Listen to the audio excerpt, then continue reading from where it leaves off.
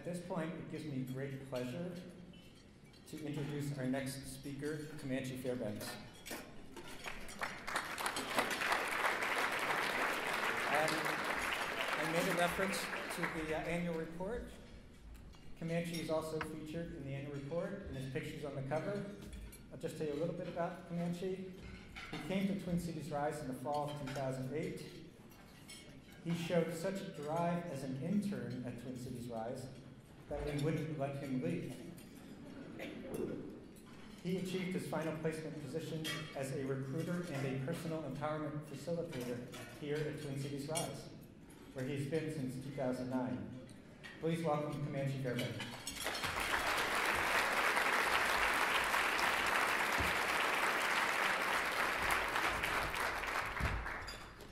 Thank you, Art. Welcome, everyone. So, 3 years ago, I was living a life in alcoholism, violence, oppression, depression, excuses, and addictions. A load full of unneeded baggage that I was allowing myself to carry and build up throughout the years. This lifestyle of being a shut down, stubborn individual burdened my social status, family life, and self-worth. All of my addictions led me to feeling that it was my destiny, my purpose, and my genetics to live this way. There was no way out. I was born to be a drunken person who showed up at public events and cultural gatherings, had no way to succeed in life because I am a Native American, and that's just the way we are. I did not care to hear friends, acquaintances, family members, elders, authorities, even my soon-to-be wife, telling me where my actions were leading me because it was my destiny to do what I was doing and to lead me to where it would lead me. Crazy to think of my addictive tendencies led me to try Twin Cities Rise. I was always open to try a lot of new things, at least for a while. I knew I was computer savvy and excellent with numbers.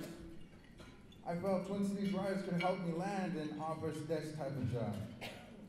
But being the hindered type of individual, I had a goal to find a job where I could just punch in, punch out, and not have to associate with anyone. This is the way I was meant to be, trying to fit in as a guy named Comanche. Twin Cities Rise took an approach with me that I had never really experienced in any surrounding. They trusted, they encouraged me, but didn't push, which allowed me to gradually start opening up and accept others.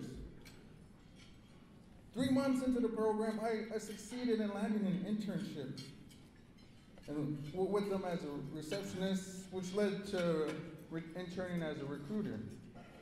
6 months into the program, I was given this job to do a presentation at an outside organization about Twin Cities Rise. Boy, was I scared. The day of my presentation, I knew I had to dress presentable. So I had on my dress shoes, my slacks, my dress shirt, and tie. I was clean cut and liking it. I walked out of my room, and my older boys looked at me in shock and said, "Whoa, Dad, you look like..." To which I immediately replied, I know, Bond, James Bond. That was one of the greatest feelings I've ever had in my life. My kids looking at me with admiration. I was still scared about doing the presentation, but I knew I had it in me, thanks to my kids. Months followed with marriage, new endeavors, successions, and more learning, which unleashed a passion I never knew I had. I had the constant encouragement and support of my wife and Twin Cities Rise. This years-long journey of self-improvement has led me to realize a newfound passion to help others help themselves. Through empowerment, personal leadership, I could acknowledge how my disconnect from my core values and carrying all the old baggage was completely unnecessary. My personal excuses, my so-called destiny, my way of life was just me being in denial of who I always been. Empowerment helped me realize that I was going to live in a box until I chose to start thinking outside that box and challenge myself to learn, apply, and achieve. With positive thinking, eventually positive actions will take place. So I took my story, my life story, and I changed it to my liking. I now use it as an example for others to learn from. I am originally from Panema, which is on the Red Lake Reservation. I am a recruiter and empowerment facilitator for Twin Cities Rise. I've gone through the American Indian Leadership Initiative to become a young community leader. I was elected as the vice chairman of the Red Lake Embassy, which is the council of our urban office. I was elected, again, to serve on Title VII Council for Indian Education in the Minneapolis School Districts, and they elected me as a co-chair for that too. I am an active custodial parent of 8 kids, 7 that are old enough to be in school, and I play a big role in their success. I facilitate values to my kids in ways that they may embody these values. I am now a model of emotional stability, motivation, and inspiration, which has greatly improved my social status, family life, and most importantly, my self-worth. I have been blessed since birth with these with the gifts of personal value. I am lovable, I am valuable, and I am important. I know the only limitations in life are the ones I set for myself.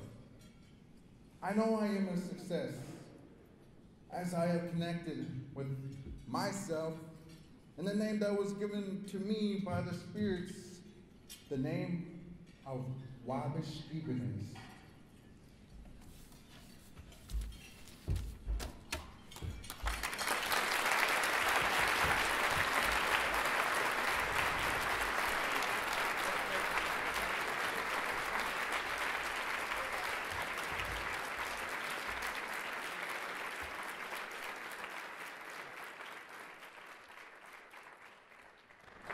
Thank you, Comanche. I love sharing the podium with Comanche. He's such a great speaker. And we've seen such a journey over the couple of years that we've known Comanche.